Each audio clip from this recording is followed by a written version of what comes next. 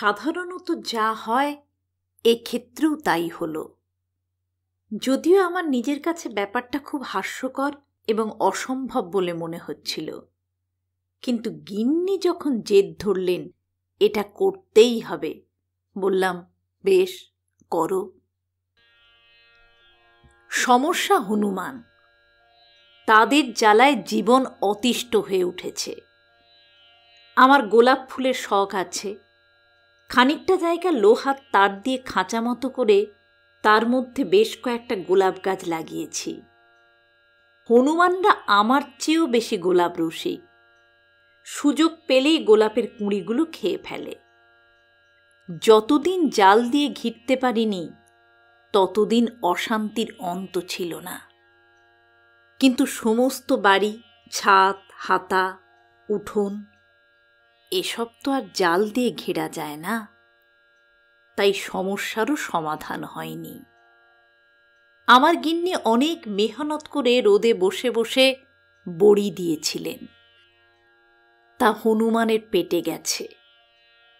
রান্নাঘর থেকে তরি তরকারি সুযোগ পেলেই নিয়ে যাচ্ছে। উঠোনে একটা পেয়ারা গাছ আছে, অজস্র মিষ্টি পেয়ারা হয়, কিন্তু হনুমানের উৎপাতে তা আমরা একটাও খেতে পাই না। ওদের হুড়োহুড়ি আর লাফালাফিতে দুপুরে বিশ্রামটা বিঘ্নিত হয় কেবল। সেদিন বুড়ি দায় হনুমান তাড়াতে গিয়ে পিছলে পড়ে পা ভেঙেছে। হাতায় আম গাছ আছে দুটো, ভালো জাতের আম, কিন্তু সেসব হনুমানের সম্পত্তি। মুকুল হওয়া থেকে খেতে শুরু করেছে। একটা শরবতী লেবুর গাছও আছে, কিন্তু থাকলে কি হবে, ও লেবুর শরবত খাওয়ার সৌভাগ্য আমাদের হয় না। কচি লেবুই ছিঁড়ে খেয়ে ফেলে ওরা। একজনের পরামর্শে ওদের তাড়াবার জন্য নানা ধরনের কাকতাড়ুয়া জাতীয় জিনিস তৈরি করেছিলাম। ভীষণ দর্শন মুখোশ কিনে বাঁশে টাঙিয়ে দিয়েছিলাম, কিন্তু কোনো ফল হয়নি। আমার 16 বছরের মেয়ে নন্তিকে একদিন একটা খটাস, মানে পুরুষ হনুমান, দাঁত খিঁচিয়ে তেড়ে গিয়েছিল। আমার অ্যালসেসিয়ান কুকুর রকেট হনুমান এলেই চিৎকার করে বটে, কিন্তু হনুমানরা তাকে গ্রাহ্য করে না।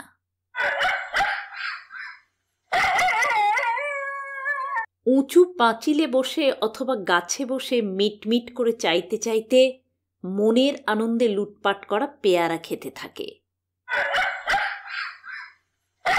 রকেট শুধু চেঁচিয়েই মরে।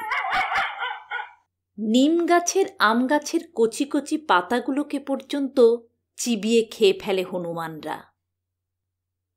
একটি মাত্র উপায়, বন্দুক চালিয়ে ওদের মেরে ফেলা, কিন্তু তা করতে ইচ্ছা করে না। কুসংস্কার আছে। তাছাড়া এদেশে হনুমান মারলে রামভক্ত লোকেরা খেপে যাবেন। গভর্নমেন্ট অবশ্য আশ্বাস দিয়েছেন হনুমানের হাত থেকে আমাদের বাঁচাবেন, কিন্তু সে আশ্বাস কাগজে কলমেই নিবদ্ধ হয়ে আছে, কোনো ফল প্রসব করেনি।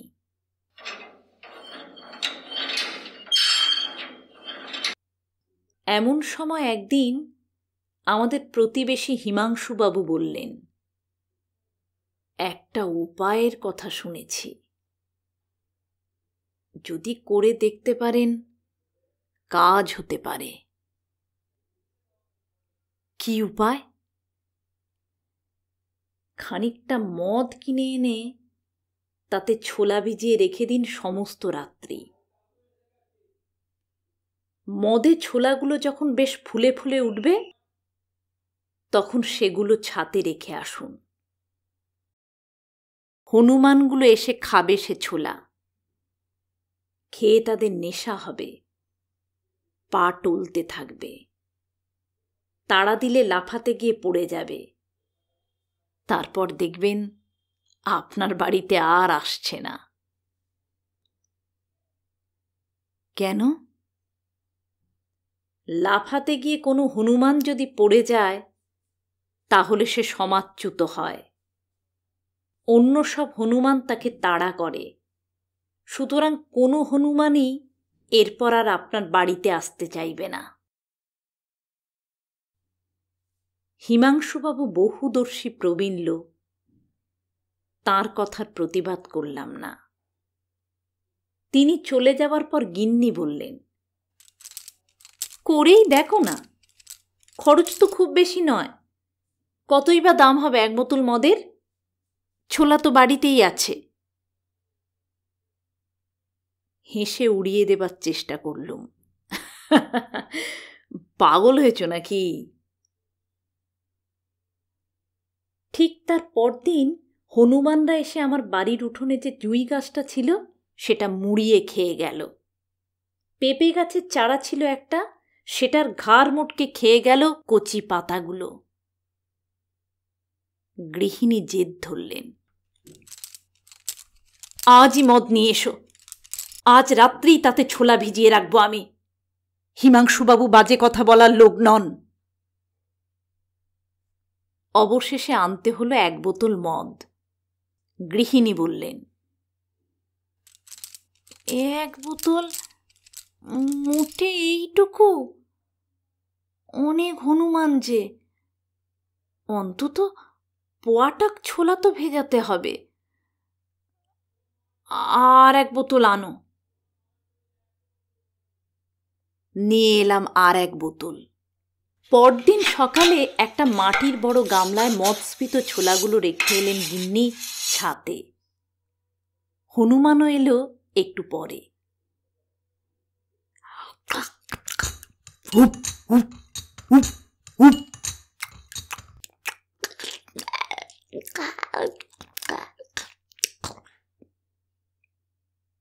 তারপর খ্যাঁক খ্যাঁক উপ উপ শব্দ শুনতে পেলাম।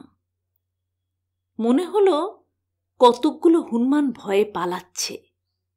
গোদা হনুমানের তাড়নায় অনেক সময় ছোট হনুমানেরা পালায়।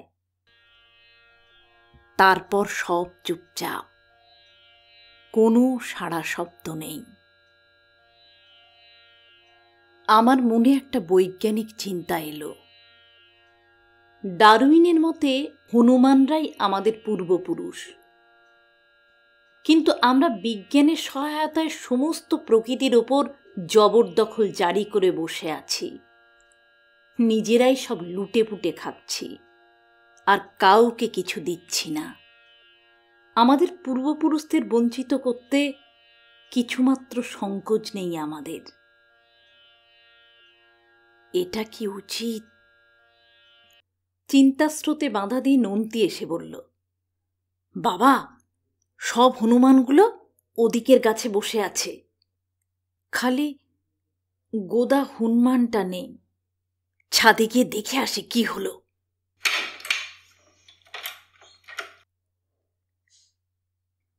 প্রায় সঙ্গে সঙ্গে আমরাও গেলাম।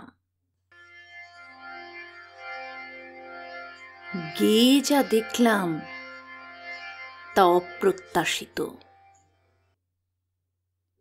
গোদা হনুমানটাই ছাতে বসেছিল, গামলায় একটা ছোলাও নেই। নন্তিকে দেখেই হনুমানটা টলতে টলতে তার দিকে এগিয়ে এলো।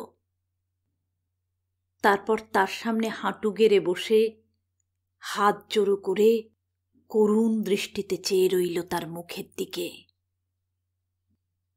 ওগো মাগো বলে নন্তি ছুটে পালিয়ে এলো সঙ্গে সঙ্গে। হনুমানটা কিন্তু পালালো না, সে করুণ দৃষ্টিতে নন্তির প্রস্থান পথের দিকে চেয়ে রইল। আমরা তাড়া করলাম, নড়ল না।